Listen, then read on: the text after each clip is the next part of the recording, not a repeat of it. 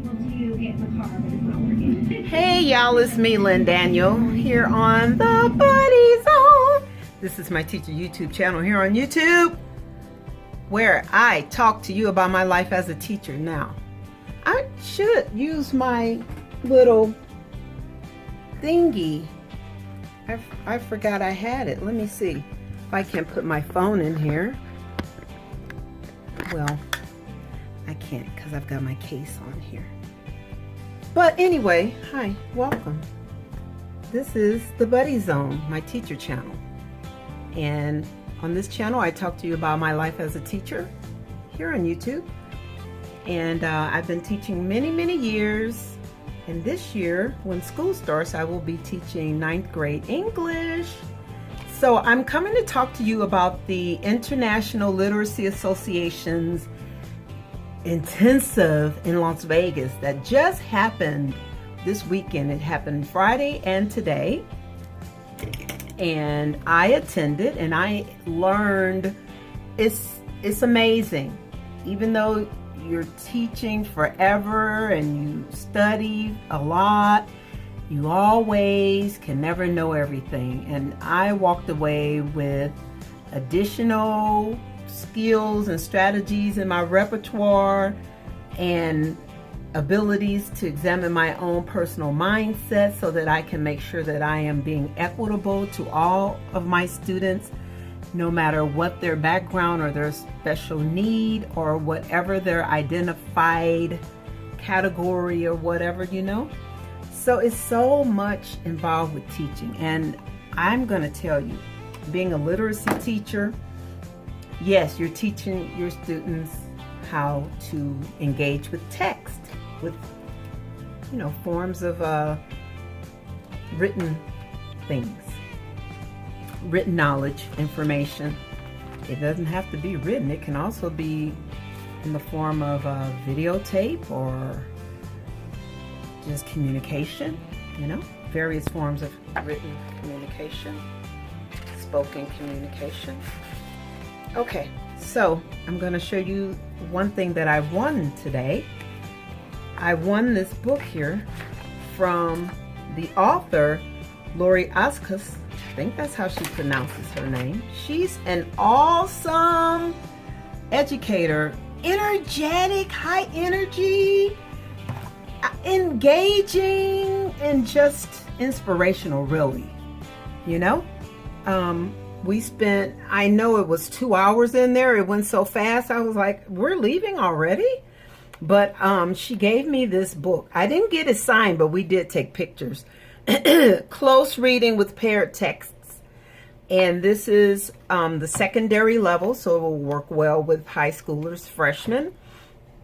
And it takes excerpts from classics or different types of informational texts. Some can be math, like here's one on geometry. Here's a science one dealing with engineering and technology, a social studies texts, language arts, and then different strategies in the appendices. So I am going to read through this and then I will begin planning on how to incorporate this. Now, Oczkus, she and Tim Rosinski wrote this book, and I cited Tim Rosinski in my dissertation. And I'm going to go back and make sure to cite Lori as well, because her work, she has contributed over 30 years in the literacy field.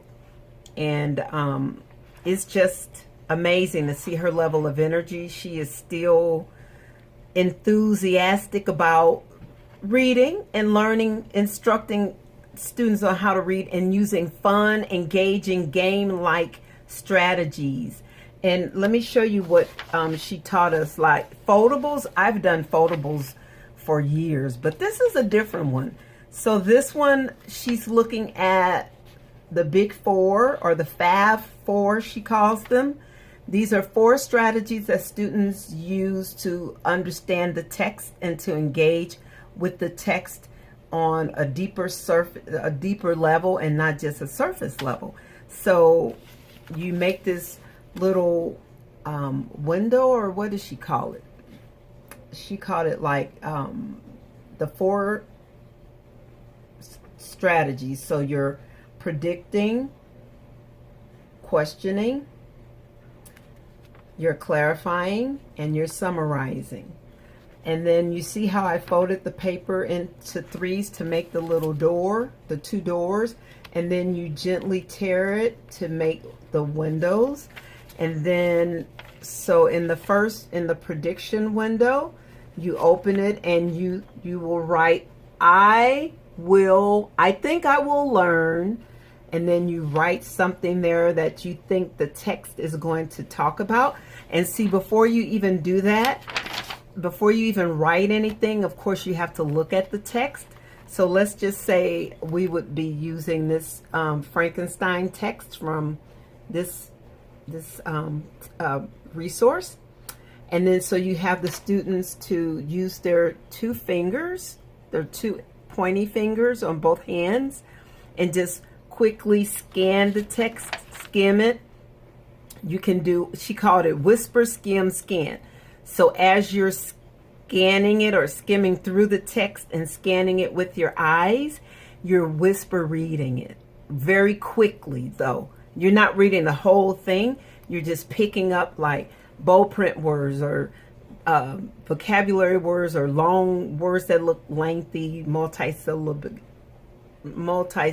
words. Other things like that. If there's like a graphic or a text box or something on there, you kind of look at that just quickly. And then once you have engaged that way through skimming and scanning, then you start on your 4 skills. So you write, I think I will learn from this text. You do that. And then you ask a question. And then these questions can be like a game show question or a Discovery Channel question or a talk show type of question. So you can write your question there. You can choose one of those types of questions.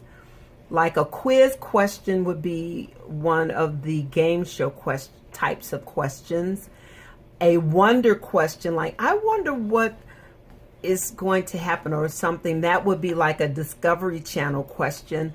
And a discussion question would be like a talk show type of question. So you write your question there. And then, you know, as you have started to read it, you can even come to a sentence or a detail in the text, and you can turn that detail into a question by simply taking that detail and flipping it. So you take the detail, flip it into a question, or just see the detail, underline it, put a question mark behind the detail that you're going to flip, put the question mark, and then rephrase it as a question.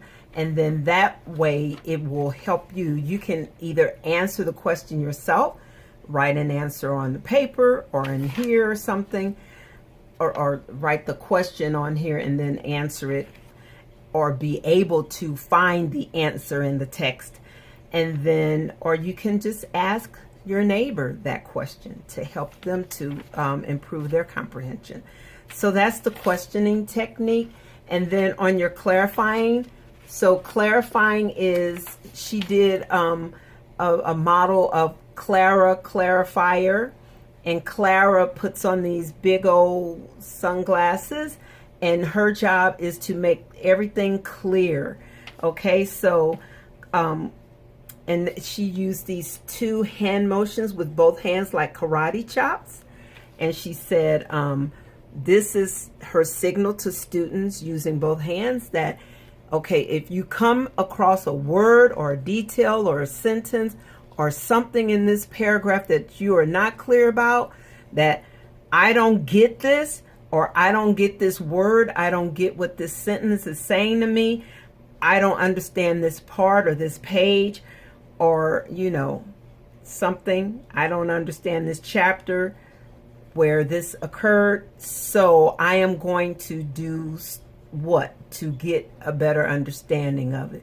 I am going to ask the teacher. I am going to reread this section. I am going to ask my partner. I am going to look up the word using the dictionary or, electronic device. What strategy, what will the reader, the learner do to help make clear the details, the information? And then her fourth, summarizing. Her hand motion for summarizing was 5 punches in the air. Boom, boom, boom, boom, boom. But it's first, next, then, finally. Well, that's 4, so I left 1 out. First, next, then, finally, and I guess summarize. I can't remember exactly what her last one was. I don't have it on my note.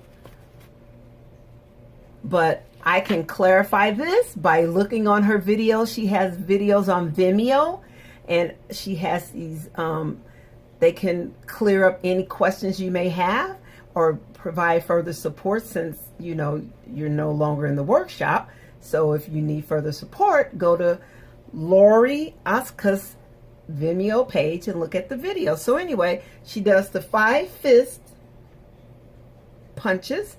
So first, this happened, next, this happened, then, this happened, finally, this happened, and then summarize it is what I'm thinking the final punch must be. So these are the these are the Fav 4. That's what this is called, the Fav 4. And then also in there with the questioning, I gave you the flip it strategy. And there are so many, and I also gave you the whisper, skim, scan strategy that helps a student when they begin reading the text and they can begin questioning, clarifying, and so forth, and summarizing. All right, so that's one thing I learned in the workshop today before, I left the conference. So again, this was the International Literacy Association Intensive Nevada, Las Vegas, Nevada. And the next one is going to be held in the fall months in New Orleans. So if you are not a member of ILA, consider becoming a member of ILA. Even if you're not an English teacher, but if you are a language arts teacher, or if you are any content area teacher, and teaching literacy is so important. Teaching language literacy is so important. And being a member of organizations like NCTE and ILA can really help to boost your repertoire of strategies and your base of knowledge so that you can continue to improve your craft and help students to learn, and they can demonstrate their learning through increased outcomes, right? And that's what we're all about. We're increasing their understanding to increase their evidence of learning, and that's done through test scores. All right, y'all. So thank you for watching. If you have any questions, please leave your questions or comments in the comments section.